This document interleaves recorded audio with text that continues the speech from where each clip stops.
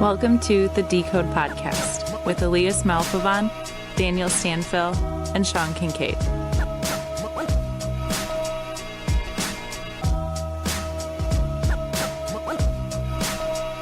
Welcome to the Decode. We are live with Alex Norman, hailing from North Carolina. He's a repeat guest, repeat offender here on the Decode. Works at Pro Technologies as a design and development engineer. He's a PCB designer with J Standard soldering certification, famous YouTuber, great LinkedIn content with a good mix of information and humor. He's younger than all of us, so he's got that going for him. Alex, thank you for joining us once again. Well, thank you for inviting me again. I am flattered that you would have me on for a second season. It's right about 1 year ago, huh? Well, it took us about that long to save up enough to afford you for a second appearance. So Sure, we had to cut into Sean's pay, but yeah, I subscribe on Patreon to him. $5 a month, man. Love his He content. does. Everyone should. It's great content. It is. It's there you great go. content. Alex, we usually make people wait till the end for that. I guess we'll let it slide this one time. There's no rules Thank you. with me. Thank you. I appreciate it. Yeah, it's fine. Elias, you want to ask a question? You've usually been recently introducing us, so you're probably having a hard time staying quiet. I don't like going this long without talking. I like my voice. Yeah, I'll fire off the first question. So, yeah, welcome back, Alex. And my question is the following. As a circuit designer, how do you stay up to date and up to speed with new component options that are coming out? And when do you make the decision, or how do you make the decision to kind of stray away from what you have experience of and have used in designs to kind of trying the shiny new object that's out there? Well, that is a very good question. So I've got a good recent example of that. It's usually according to your niche. So whatever your niche is, like mine is BMS design, right? So I stay up to date on all the new battery management chipsets that the big players are putting out. Well, Texas Instruments has just recently released their BQ41Z90 chipset. It's in development right now. And so once that releases... Say that one more time. BQ41... Oh, it is a BQ41Z90. Thank you. It is a large QFN chipset. It can do up to 16 cells. It is the first all-in-one gas gauge protector that Texas Instruments has released for that many cells. Currently, the main architecture is you have an analog front end, and either you have a microcontroller or a dedicated BMS controller to do that many cells. So once it fully comes out, we will probably switch a lot of our architectures to that because it just makes the BMS design simpler, smaller, cheaper, So all it of takes the something things. that's you can instantly see how it would make life easier or life better or allow you to design in a smaller space. Something like that is going to, kind of push you towards trying it out, right? Mm-hmm.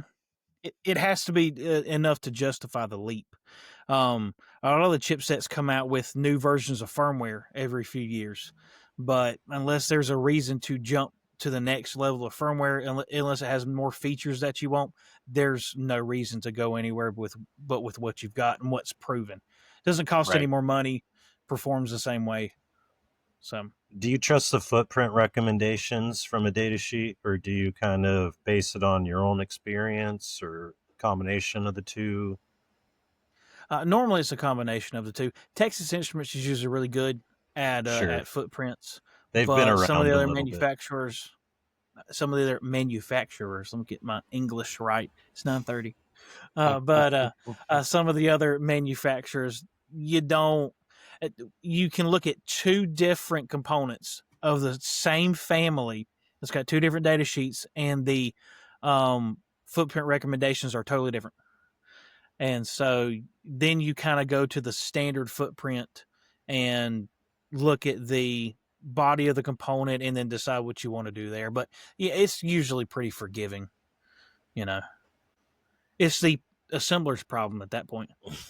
Not my problem anymore. Well, that's you sometimes too, though, right? Yes, sometimes it is. I've actually had that twice in the last week. I'm trying to do this without naming names, but I don't know if it's possible. And I'm just gonna call them out. I'm here for the drama. Give it to me. This is exciting. It is what it is. I don't. I listen. Right at the start. If they don't want me to do this, don't have. It's always people who are designing an Altium, and I don't know what it is, but it's.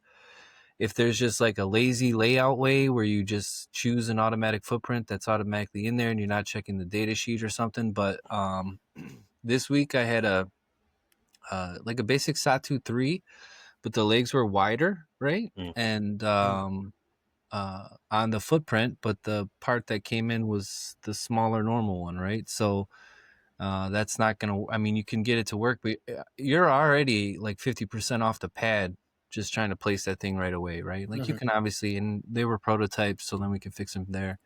And then I'm actually gonna do a post about it tomorrow. These caps, these giant caps lately, people are putting this huge square pad, and the leads are on like the electrolytics or what? Like yeah. It's just the footprint of the actual component looks nothing like the pad that they're putting down. And I'm like, I just don't understand. Like, solder masks exist for a reason. Why are we doing this? You know, it's making it so much more difficult. And then talking to some solder paste guys about it, because I profiled this board, I don't know, 5 times. And the 10-layer, really thick board, it was a nasty one to reflow. And my profiler kept coming out perfect. But if you look at the paste on it, it's terrible. It's awful. And I don't know. So is it? And then, you know, there's sometimes too where like the description doesn't match what's actually on the description on DigiKey too. So it's like it's automatically just exporting whatever description it wants to or something. I don't know. Can you help me out with that? What's going on? So you're right about it being, maybe it's not Altium's fault, but it may be a result of one of Altium's features. So you have the manufacturer's part search in Altium, and Altium has certain components in there that have already built-in schematic symbols and footprints, sort of like community symbols. They are approved, but they're community symbols and footprints. And sometimes those that you download do not match the component. What I do personally is I have, like a SOT23 package, right? I have a Diodes Incorporated SOT23, their standard package, right? In my library, I have one for all the other manufacturers in my footprint library. So whenever I import that specific manufacturer specific package, I pick that specific footprint because they're all slightly different. So, but yeah, you can just download the footprint and the schematic symbols straight from Altium's part search library and stick that right in your schematic in your layout.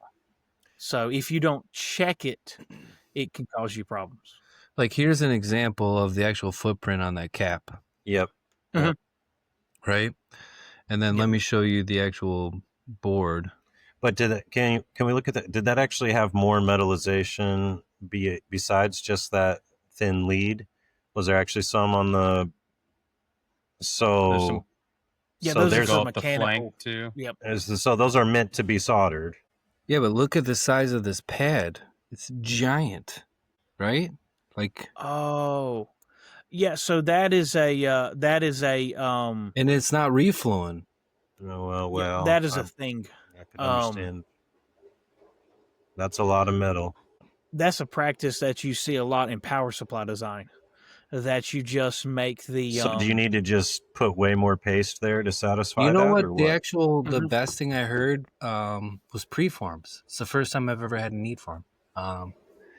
They were saying doing that because if you guys looked right next to it, this is the worry about doing a step on that, right? It's right next to it, that little cap right there, and there's some other stuff right next to that. Yeah, sure. Right? So is it within that where it's going to maybe possibly, but if you look, like, this is a 4 mil away with a pencil. step if you had to, don't you think, Elias? It's hard to say off a picture, but it looks like there's probably around about 60 mils. So yeah. And it's like, that's a 4 mil right there. But if you can look, like, the fillet isn't that crazy. So it's like, maybe I could have gone with like a 6 or something and not had to use the preform. I don't know. like I said, it was a prototype run with 6 boards, so it wasn't that big of an issue. But we're just gonna add paste manually and send it back through. But it's just that was the second or third job that week I seen that actually had that same footprint on caps. Right, it was the same exact thing. You're saying that's intentional, Alex? For it is intentional. That is something they do. You do in power supply design. It's meant to be more of a universal type of footprint. You can throw any kind of surface mount capacitor you want on there. So it does make reflow harder. There's multiple things going on with this. This was a nightmare job. They put vias, so it was just not plating or not vias soldering in the pad. Yeah, it was bad. But if you look, do you see the blue box outline? So the blue box outline is actually where the component in the Euro placer is showing you how it's going to actually place in there. So you can see those pads are too far in. You know what I'm saying? So, and that is the actual size of the component. I was going to say that's the correct package, that it does actually match the component. Yeah. So, I was like, every time, and then I'm quoting these jobs, and I'm almost about to do an Altium tax because my purchasing people are like, hey, the description says this on DigiKey. Do you sure you want this one? And it's all, and I don't know for sure or whatever, but like, I think it's like you said, because, my engineer uses dip trace and they have a standard component thing in there for like package sizes. But, when I've messed around with it just to make like dummy circuit boards, basically, none of the pads actually are what the component actually size is, right? Like I have to make like a modification package to it almost, So what are you using for your design these days, Alex? I know that was kind of a public spat that you had with the A-Word company not too long ago. So what pastures have you moved on to? Well, I'm still with Altium here, at least at Pro Technologies. They changed their method pretty quick after all of that LinkedIn drama went down, which I was involved in that, and a couple other people were involved in that. But they went back to you could either pay a monthly subscription or pay regular maintenance, which is what we did. We're still paying regular maintenance for the next 3 years. But hobby projects, I like KiCad, and then JLC PCB is a sponsor of my social media, so I use their Easy EDA platform because you just drag and drop their library components into the schematic, right into the layout, and then you can order them straight from the factory. And it's just, I'm sorry, guys. It's just my ears are bleeding, simple. but this is fun. I'm sorry, guys. It's all fun.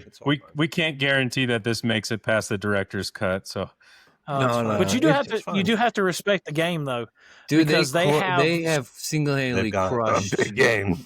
every mom and pop circuit board shop in America. It's awful. It really is. Single-handedly crushed it. But I mean, like you said, I don't know. I used to be really upset about it, but I ended up getting like the inside scoop in their factory. And so when we get boards, panels sent to us, we get 18 by 24 inches now, pre-cut, right? Originally we got 36 by 48 inch sheets. That's how the sheets of copper come in, and then we have to shear them to size, right? They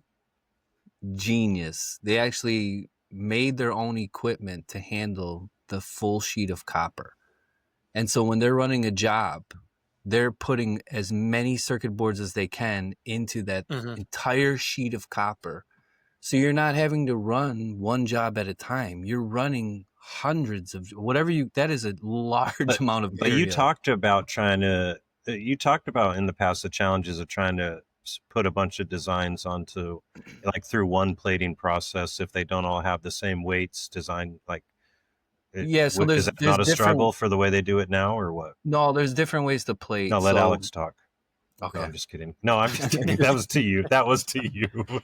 You can actually basically plate the panel itself almost, and then go from there, where then the pattern doesn't really dictate as much, right? So And then you can also use pulse plating, electrolysis. There's many ways to skin the cat. With what I was doing with the black hole technology, shadow plating method, the acid copper bath, it just you had to pattern plate. With my setup and plating, there's just no you would overplate in those areas, and you'll do the same with like electrolysis, but there's different ways, panel plate versus pattern plate and stuff like that. But the main point of this is they took the resource that they were given and said, how can we eliminate this step, right? And they built all custom exposing machines, all custom drilling machines, and they're genius. That's so smart to take the raw material basically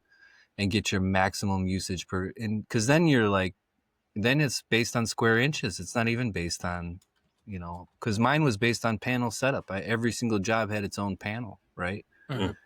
It's once I found that out, I was like, I got to hand it to him. That's pretty smart. But I still hate to hear it for all the American guys, Part of Alex's sponsorship deal, though, is that they actually only run his job on its own panel, like exclusive. That's right. He gets that white glove service. For sure they do. Yeah. For sure, yeah.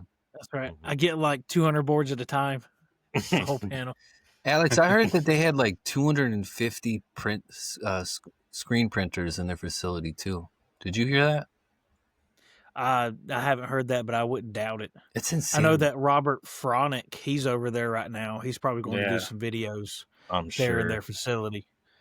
I tell you, the Easy EDA software and just the way they have it streamlined is amazing to me, because every footprint is for a specific component that they can put on the board for you. Everything's locked down. You cannot make a mistake when it comes to doing that. You can't add something that's beyond their capability. The system won't allow it, right? No, you have to work within the window. And so... Yeah, but see, that's where we'll get you. You can put something as challenging as you want, and we'll accept it. Then we just have to figure it out. Well, it's for the hobbyists, right? It's not really for the pro market.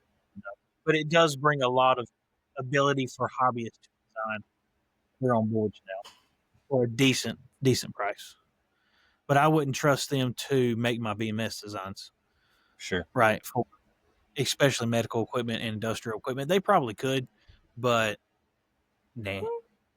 So you've many times you've talked about, I don't know, your distaste for assemblers, how little you care about us. Basically, you go to sleep at night dreaming of ruining our day the next day. So how challenging, like you like to build your own prototypes before you ship them out, right? So how challenging does the assembly process have to be when you're doing the work yourself before you'll go back to the drawing board and give the little guys a chance? Like me and Sean, when will you give us a break?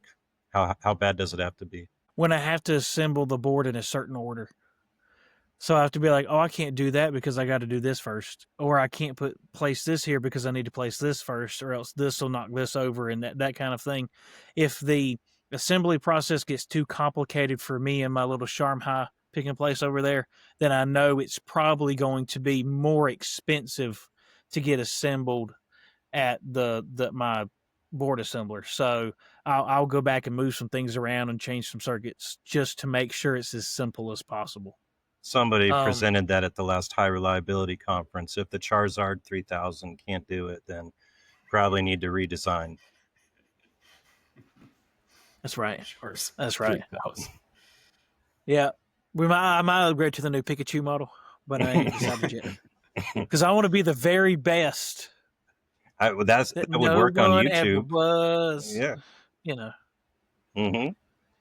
Have producer Paul insert the Pokemon theme song here, but only what is it, 5 or 6 seconds of it, so you won't get we don't want to get copyrighted. Yeah, that's important.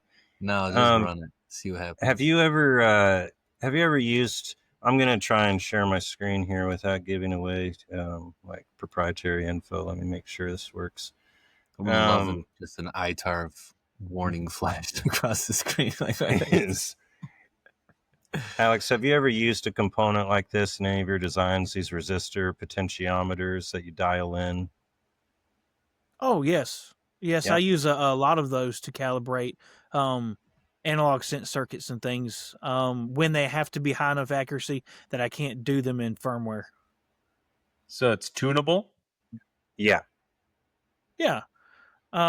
Basically like a resistor divider. And so if you have to read a higher voltage than an analog front end can, then you have a resistor divider, you put that in the middle, and then you can tune that resistance to get a specific voltage out for your specific divider. We had a high stake jobs with that one time. It was this it's like a garage door, and they gave us this functional super test. high stakes. No, they gave us a class functional test. You don't realize the amount of pounds of pressure. Did it close? Did it close? You don't realize the amount of pounds of pressure that actually goes in those things. So they wanted us to tune it, right? And it's just a screwdriver on the one that we had that you just twist it, right? Yeah. So we dial it in to where they want it, and the functional test unit they had was so like Jimmy rigged. When we pressed the button, it literally flipped those entire workbenches we have onto the ground. Like it would just, the force of it was so high. And I was like, I called the customer. I'm like, dude, are you trying to kill my engineer? What are you doing right now? Like, this is crazy. You know, and he's like, yeah, well, you just bolt it. And I'm like, I'm not drilling into my $4,000 table here. Like, are you nuts? Like, no, like, you're going to have to figure this out on your own. I'm shipping this back to him. I just couldn't. But yeah, it was, high stakes. And you got to remember too, like there's live wire on that stuff, right? So while you're tuning this is not like, oh, you can just let it fall on you and and it hurts, right? Like, no, it's going to shock you too if you're lucky. So, yeah, high stake. I get kind of flashback trauma to that every single time. But did you have any challenges assembling with them, Sean? Or was it just pretty straightforward? There was something with I want to say the polarity on that one that we had. Well, that made it more difficult. They're I don't think this was 3-leaded. I really don't. So because I remember there was something with where no, you know what it was? It was turning it left or turning it right. That was the issue. Which direction you were supposed to use to trim it? One was like not enough pressure, right? And then the other one was extreme pressure, right? So you have to, yeah, one's an increase and one's a decrease. Well, there you go. Yeah. You find out real quick which way is which. You can get them. Usually, the ones I use are 10 turn, so you like you've got a lot of granular adjustment. The ones that are single turn, just one pipe, those are real hard to dial in. For me, the struggle with assembling when I first started here, we had these old pick and place machines where the table that the boards were getting assembled on would actually move pretty aggressively in the Y direction, while the placement head would only move in the X direction. And so these components are pretty top heavy, and when that table would move back and forth, they'd end up sliding all over the place because those are pretty skinny little leads on them, and they swim around in the paste, and they just kind of have a tendency to move all over the place. And they're not light either for as far as components generally go. So, I was just curious, Sean, if you had any memory of that, but it turns out it wasn't even, might not have even been the same component. Still undecided. I'm so naturally strong, I wouldn't notice if it was heavy or not. That's what it is. Strong. Yeah, that's what it is. So we've had a couple mention of pick and place platforms here recently, and as I'm looking through the pre-scripted questions, Sean, looks like you had a pick and place based question for Alex. Dude, Did you want to go ahead? That was a joke. I'm not going to actually say that. Yeah. Oh, okay. Sorry. We'll just skip that. Come on, man. No editing this out, though. This stays in. You can leave it in, but the question. Listen, I'll dog Altium all day. I don't care, but I'm not saying that. I'm not saying that. Private messages after, or I tell you what. If anyone comments, comment on the YouTube, and if it gets enough likes, indeterminate amount, if it gets enough that I decide, I'll tell you what the real question was. Okay. Sure. Okay. There it is. Drive suspense. Thank goodness for editing, right? Are you really Thank J Standard certified? Yes. That is a Where's my tough. certificate? That is a tough test. Do you have your sample board you soldered? He's on his second Uh, issue, too. No, I don't Man, have any of that have stuff. that my QC manager got certified for the trainer side of it. Yep. And No, I didn't do all the modules. We don't do Okay. all the modules. because We do through hole, wires and terminals, and inspection criteria. Sean, did your So did your QC person do the rework module? dude, she did all of it. Dude, it's so nuts. Here's the craziest part is she's Like not the allowed. building, that like repairing traces and all that kind of stuff, pads and all. Listen, are you gonna listen? Let me Sean, talk? so what? Sometimes those people in the training, they learn how to repair pads themselves. Did she learn how to do that? So, anyways, the when you get certified for that, she wasn't allowed to touch the same pin twice. There was like a QFP on there, and right next to it was like caps and stuff, and like it was, and they didn't let her use her nanotip iron. Like they made her use like the iron that's at there. I was like, ain't no way I'm passing this thing, and no extra flux, nothing like that. It was like you had to be perfect with every single thing, and that's a hard test to do. I give props to anybody who can actually pass that test. That's a tough test. I've done wires, leads, and through hole components. That's what I've done. And so where you got to take the wires and hook them around the barrels and things, and you got to, Staking and so lugs. Have you? So you haven't done any surface mount components? No, not for the J standard. No. Now I do that here in the office, and I have a book. I know what it's supposed to look like, but I don't have to make it look like that. So Well, she was actually kind of blew my mind. She said it's not really even to make sure that you can solder that well. It's to know what was good and what was bad on that solder. And that kind of blew my mind. It means you can be certified and just be a terrible solderer, right? Like it's just... It's also bad I mean, to hit the same solder joint more than once or more than necessary is not good practice, right? Yep. All the book tests are open book.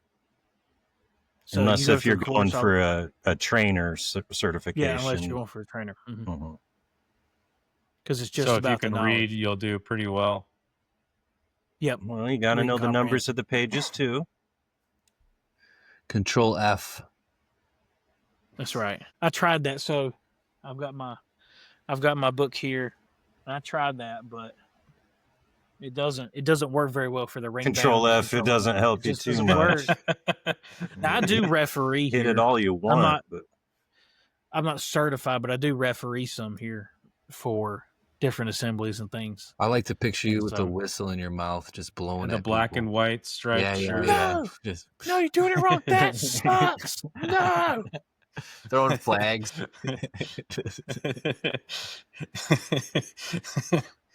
Oh, you just lost your lunch break, Red. No. So are you coming to SMTAI or what? No. Can we I won't Trail of Broken Hearts? We're gonna actually have, hopefully one day, once some other people, cast members, take our stuff serious here, have those students that won the first round on the podcast. Oh, that'd be great. Yeah, that would be real good. Can you kind of explain what was going on there? I don't fully understand. Like I hear there's these things called like mazes, right? Something like that, like a maze. But I don't understand how all the designs can be so different.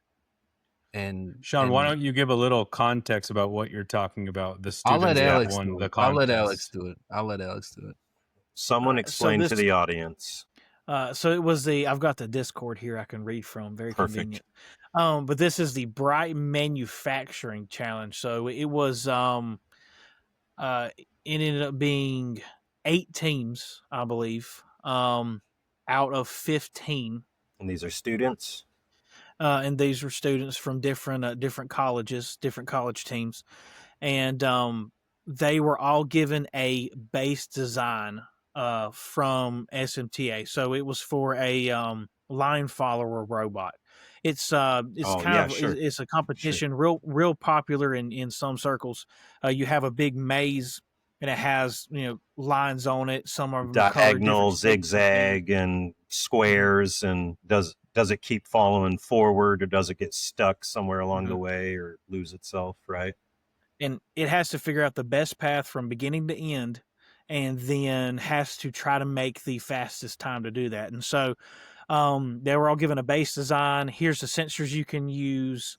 Here is basically a working package with a microcontroller. Now, I'm not sure if it had working code or not, but it was a working base package. What motors? So their design actually impacted how fast it could process the information and control itself and everything.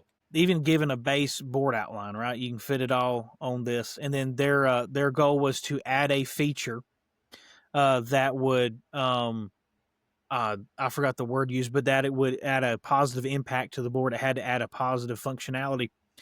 Some teams, their feature was very lame, and they got lame points. It's like it had to be unique and innovative. I was like, that was not unique and innovative. You the Simon Cowell of sport design competitions, or what were you?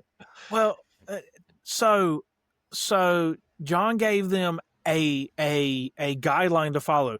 Do these things. I think he even shared the judging rubric with them, right? So they know what they would be judged on. And so here are the things you're going to be judged on. You just do these things, you'll get these points. They had to submit an engineering change request or an engineering change order. Or no, it was an engineering change proposal. It was a proposal document. They had to do an overview and had to do the test impacts and all these things. And there were 5 or 6 sections that they needed to include. And half the teams didn't put in the sections. It just didn't format the document properly. Here's the way the document needs to be. And so I gave them zeros for that category. My goodness. That's, if you did not simple instructions. That is a pet peeve of mine. If you tried to follow the instructions, you get points. You tried. But if you just completely ignored them, you don't get points. 2 of the teams didn't even submit an entry. They were just empty. So they got 0. But anyway, they had to submit an engineering change proposal for that new feature. Had to implement that feature onto the design and then with submit the design documentation and stuff. And then submit that design for us to review. Some of them did some pretty cool stuff. Some of them, one team in particular, they did they added some extra lighting and things to try to improve the robot's visibility. But the problem is their infrared sensors, and they did not add any infrared spectrum LEDs. They added normal RGB LEDs, which is only going to further wash out the color on because it's a reflective mat, right? It's a gloss mat that they're driving on. It's only going to serve further to wash out the line. So the feature won't work, but it was innovative and they implemented it really well. So they got pointed. It wasn't whether the feature worked; it was whether it was implemented well. It was implemented very well. Layout was very nice, and so they got the full points. But the feature ain't gonna work. So you were Simon Cowell. Was Jordan Danko, Paul Abdul, or Randy Jackson? He actually, all me and Jordan's and Andrew's scores, we were all pretty close. There were a few outliers here and there, but we were all pretty close in our scores for everybody. So, but that wasn't your first time doing that? You've done stuff like that before, or? I'm a very judgmental person. I judge everyone. As soon as I signed on here, I sized y'all up and be like, "Yeah, I'm better than y'all." But take the overall slap them. Yeah. But no, this was the first time I've ever judged a competition like this, and so when Sean asked me, I was like, "Sure." I don't know what I'm doing, but sure. So I was very happy to see I was close to everyone else, and so my ideas were right. As usual. So, that's right. Thank you, Sean. What's going on with the at the homestead with the EE lab? Is any progress updates on that? I tried. So for those of those who don't know, what did you just have that laying in your backyard, or what? How did this? at the back of the property I bought out in the country, because city life is for losers. At the property I bought out in the country, Preach. there was an old house, 2-bedroom, 2-bathroom house trailer, 14x70 house trailer sitting at the back of the property. And I tried my best to work with it, but And clean out the cook station. Oh, sorry. Oh, sorry. Where a tree had come down, smashed the roof in, and had a bunch of water damage, and it's about 60% full of mold. Oh no! I mean, eat up with mold. And I tried cutting part of it out, and it just is not. It's going to be more work than it's worth, and I'm going to tear it down. And in its place, once more sponsorship money comes in, and I get enough funds, or enough people subscribe to my Patreon. Hello. I'm going to get just a regular shed or outbuilding, something like probably a 14 by 30 or a 12 by 30, and I'm going to put it up, insulate it, electrical, and then who's sponsoring that one? I don't know. That's still open for. All right. Well, you heard it here first. Sign up. It'll take many. I did the math on it. It's going to be, by the time it's said and done with equipment and everything, it'll be about a $25,000 project. Wow. The building itself is about, depending on where I get it from, it'll be about 12 to 15. The building itself. Yeah. And so, over half of that is just the building, and then it's going to be another $1,500 to get it set in place.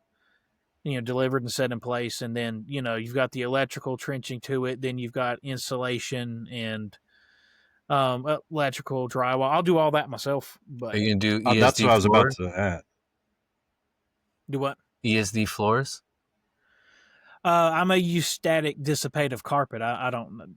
I may do that, but that's what I have in my office here. It's static dissipative carpet. I had no idea they even made that stuff. Honestly, we only do it for the through hole, because where the through hole workers work is because the clippings. It makes it so much easier to collect them. I can't stand it because like underneath of it, where they roll the chair around, it like kind of embeds a little bit into the actual ESD floor. It's not fun. I just picture. So what's been going on? I pictured it because he's like putting all this time, this effort, this money into this beautiful setup, his own little man cave, this wonderful shit. Yeah. And some troll online says, "What about ESD floors?" Right? And I'm just like, I can just see it already. Now, I got to admit my opinion about ESD. If you're being careful and just being vigilant, I don't worry about ESD. Oh my! Like here in the lab, I've got static dissipative carpet, and then all my benches and equipment are grounded. I don't wear a wrist strap when I do assembly. Just naked. That's horrible, isn't it? But I only wear static generating clothing, and so it just kind of bounces out.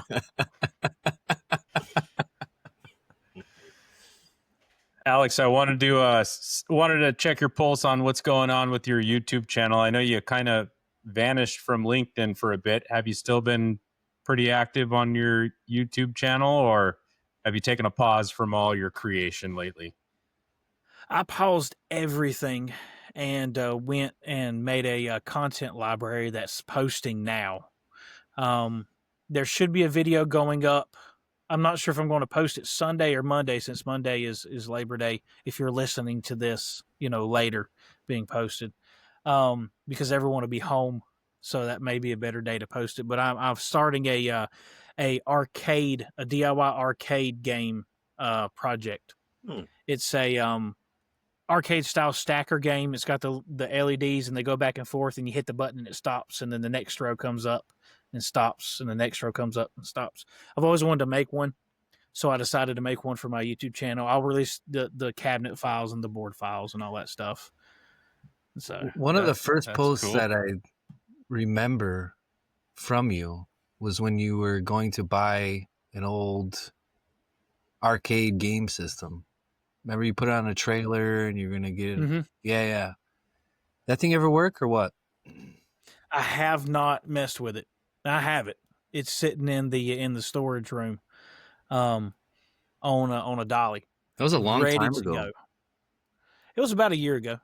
Yeah, maybe a little bit longer than that. That's I like found it at a years construction auction. Yeah, that's like 3 years in LinkedIn. I like to go to these construction auctions, and for some reason, there's the most random stuff there that you can pick up for nothing because these guys want to buy bulldozers and stuff. They don't care about an arcade cabinet. I bought it for like $12. It was cheap. I spent more on gas going to get it than it cost me. I'm about to And do boy, that with was the it horse. heavy too. I mean, I don't know how much that cabinet weighed, but it was heavy. It was awful. So Daniel almost had to audible this recording because he was getting a horse delivered to him. No. a horse. I have to figure out how to get it. If it was delivery, that'd be sweet. Do you think they can? Can't you just ride it? I don't understand. Ride it. That's what I was going to say. Just ride it. DoorDash me a horse. Is that how it works in Nebraska? That's how it's used out here. That's the most country thing I ever heard him say. You gonna DoorDash me a horse? Just lay him down in the back of your truck and strap it down. It'll be fine. Yeah. Or you put rollerblades on it and drive it behind your car with a rope. Just pull it. Yeah. Yeah, I don't think rollerblades are working good on those gravel roads. Yeah, you're right. You got dirt. It's a little tough on the gravel. Yeah. You need really big wheels. Where have we spiraled into, gentlemen? This is a wild one. I don't know. I would love to do a live stream with y'all guys. You want do to? That would be cool. A live Let's discussion. do it. That would be fun. Let's do it. On LinkedIn, we should do it. I can't. I pressed creator button too late. They won't give it to me. I'm still banned from doing live. I can join. It's good to see that some organizations still have standards. Yeah. Have class. I would assume your business page could do, the Decode podcast page could do a live stream, I would assume. If they can do a live stream and I can't, I'm gonna be so jealous. Of course I can. You are they. But it's like a separate me. You know what I'm saying? It's not me. I want the Scuba Sean live. I'm just gonna go live all the time. No, that'd be bad. Don't for do that. That'd be bad for us. Yeah. No. That would be bad for us. Don't do that. Alex, was there anything else? Any other topics that you want to cover? Well, we discussed before possibly covering the fact that wires have dimensions. Yeah, I like that. Daniel asked me about subjects that I thought would be a good thing to talk about. That was a term coined by our senior applications engineer here, Larry Norman, is that wires have dimensions, because battery pack design is like the last thing people think of in their product design. It's like, we just created this cavity. I'm sure a battery will fit in it. And it doesn't. I'm serious. That is the exact attitude. Didn't account and it'll have the amount of capacity we need and voltage and everything. It'll be fine. Temperature, thermal concerns. So it's all going to be straight, normal, easy running. They found some 3D models of cells on like 3D Universe and downloaded them and put them in their little cavity. And, a battery pack will fit in here. Didn't account for a BMS, didn't account for wires to connect to the BMS, tabs, shrink. And so they wonder why, the entire pack is, 125 thousandths taller than it should be. Well, maybe you should have thought that wires have dimensions, but that's in a lot of things. Especially we work with a lot of startups now. There's a fancier term called pre-revenue. They call themselves pre-revenue now. It's a startup. And we don't make any money. We just spend it. That's it. A startup. And that's their attitude. They have to get the design finished and get to market before the cash runs out. And so they speed down the path of design and never think about the battery. Don't consider power considerations. So their device needs, 10 amps worth of continuous current, and they want to put a, $2 amp cell in it. Well, no, you're going to have to fork out the money to buy the nice cell that can do the 10 amp discharge. It's crazy to me how all of this is our last minute considerations, but a lot of companies do it. Is it just total lack of product knowledge on their part? It's an assumption that anything will work. They just don't understand how battery management systems, how complex they could be in general, or what's required to make them functional for their product. It's just any old battery will do. Mm-hmm. I blame the mechanical guys, right? Well, there's probably a stencil to blame somewhere. Yeah, I mean they make the Yeah, box sure. and say we'll fit it in there, right? It should be the other way around. There's a lot of a disconnect between mechanical designers and the electronics engineers. I'm sure you've seen it assembling and making stencils, just the funkiest board shapes. They're weird looking. Yeah. It's like, what? Why in the world does the board shape look like this? It's because the mechanical team and the electrical team didn't talk to each other. Right. Yeah, why does it need to look like the state of Texas? That's exactly right. Yeah. No one cares about Texas. No. Form before function a lot of times, huh? That's it. That's it. And marketing teams are the worst. They really are. We've had several. All we of work them. with a firefighting company, and we've had 2 different projects. The battery pack was designed. BMS's tooling was cut. Prototypes were sent to testing. Marketing didn't think they could sell the product. Canned the whole thing. Millions of dollars just canned. Just, it's crazy to me how that can happen. Just crazy.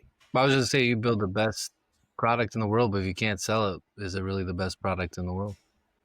Alex, would you say that the majority of the products that you design are ending up in quote unquote harsh environments? Like, are they living a pretty tough life, or are they kind of more in controlled and not so subjected to environmental factors? Half of our stuff is medical. And so most of the medical is in a hospital environment, controlled environment. Some of it is field equipment, but even then, it stays on a ambulance or an EMS vehicle and only gets used in the field and then gets cleaned and put right back. So that is usually a very forgiving kind of environment, a medical environment. There are some special requirements. It has to be able to be wiped down. They have to sanitize everything, but forgiving environment, but demanding application. I mean, no, it's got to work. It's got to work. High reliability. Yeah, it's critical. It's got to be. It's got to meet some higher standards for reliability and for safety and things. Defibrillators, ventilators, high fusion blood pumps, things like that. And so, the battery packs do have to be tested, but it is a more forgiving environment for abuse. Now, we do some battery packs for data trackers that go on equipment and things, and they are in, the weather, whatever state they're in, whatever state the, trailer or truck or bus or train, whatever they use it for, it's in that environment. And so those are extremely harsh conditions. They have some special features, those batteries do as well. The firefighting equipment, a lot of times those batteries have to be in some kind of potting compound to prevent explosion. And then, we do a whole lot of batteries for a whole lot of different applications. Toilet flushers, gas station bathrooms. It's got to work. We got to make sure it's got to work. Well, listen, you only want to suffer the sting of Taco Bell once, right? You don't want to, battery to explode while you're sitting there.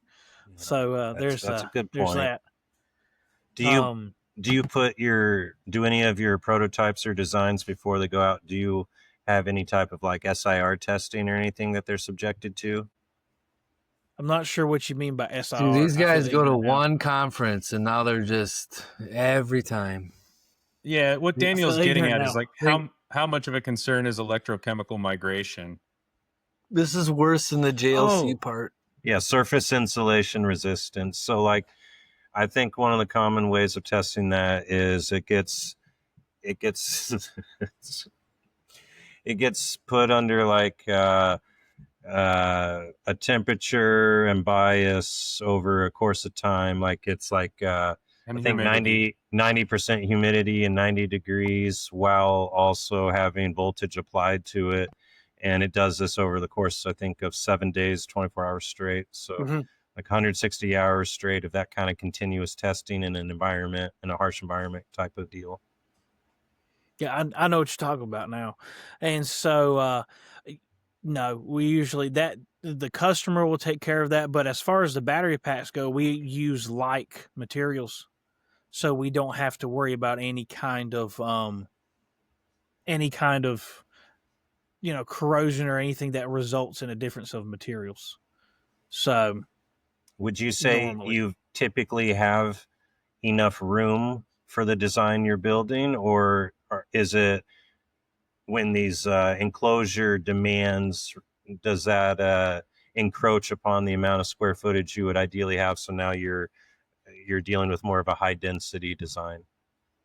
oh, definitely. Whenever the customer doesn't come to us first while they're designing their product, we have to fit into their package, and a lot of times I have to cut corners. The design cannot be as efficient as it needs to be because you're doing high power. So you have to have a certain amount of copper surface area. You have to have a certain amount of thermal.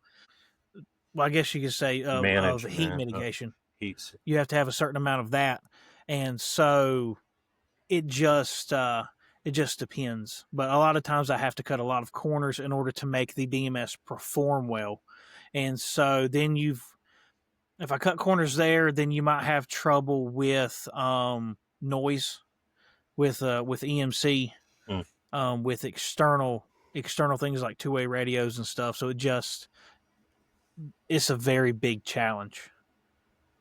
So one design we did, it was for a wireless bass amp, and the pack is a little long, skinny thing. It's about that long and about that thick, and I had to fit a 15 amp BMS, smarts, impedance tracking, all those things. Plus, I had to put in high current balancing. And to be able to fit all that on one board and still be able to dissipate the heat is not possible because it's such a small window. So what I did was I took two boards and put a mezzanine header between them. And so it's got two boards in the plastics, and then they're soldered together. And one is your balancing board, and it passes through the cell connections to your power board on the front, which has your output connector. Whereas it would have been better to have all that on one board, because now your sense lines are subject to any kind of residual noise and things that comes from that header being in open space, and that those are just antennas, But you have to make those design decisions in order to get a product to market, because the ultimate goal is to make money. Make money and have as few RMAs as possible. That's what you want to do. Preach. Life is good. How many times when you think your design is done and then you go to do some functional testing and then you find too much of that crosstalk or signal noise, and you have to figure out how to move some traces away or add capacitors or like whatever your techniques are to fix that? Not very often, because we try to mitigate that up front. But one ventilator we did, design was great, passed all the standard FCC testing, all the EMC testing for noise rejection and things. A BMS doesn't operate at a high enough frequency to be tested as a radiator. Usually you inject noise into it to see how it handles, because the frequency isn't high enough for it really to do anything. But when he put it in his device, he did not shield his device properly. So when you stuck it in the device, then it messed with the BMS, and you had phantom currents and things like that. So the current sense lines, the FET drive lines, they're all very sensitive. And so if you have a lot of external RF energy, it will mess with those and cause some funky things. So I had to go back, 4-layer board, sandwich everything in between two ground planes, stitch it to make sure it had better protection. All the fun things. Well, it's been great having you back on here, Alex, and we got to follow up and get this live stream idea kicked off. Yeah, we'll just unplug Sean's mic, and then the three of us can have intellectual conversation without good conversation. Well, no, the live stream, you don't have intellectual conversations on live stream. You do wild antics on live stream. All right, well, then we'll plug Sean's mic in. He's our wild antic guy. Yeah. So, Alex, tell everybody how they can find you on your socials and kind of catch some of this cool content you have coming up based off that arcade game? Well, you have to have a particular set of skills to find me. But you can follow me on LinkedIn. That's I post a lot of stuff there. Alex Norman. You can also find me on YouTube, EET Engineer, and then that's on any other social media platform: Instagram, TikTok, X is at EET Engineer. And support me on Patreon. I need money. I have things I want to buy. Support this man, people. He puts out great content. This man. This is not easy to do. He does a great job. There's not enough people doing it. Keep him doing it. Give him love. For the price of a cup of coffee. That's right. You can help this engineer. That's right. It's way cheaper than that. In the arms of an engineer. We'll do a remix. I'll go find me a little scrappy chihuahua to hold it shaking. Thanks for being on again, Alex, and thank you to all you listeners and viewers out there. We appreciate you tuning in. Show us some love, like, subscribe, all that kind of stuff, repost, engage, and also SMTAI is rapidly approaching October 19th through the 23rd in Rosemont, Illinois. So register and make sure to stop by booth 2403 to see all of us in person live, except for Alex because he's not going, but we'll call him if you stop by. Until next time, thanks for tuning in to the Decode Podcast.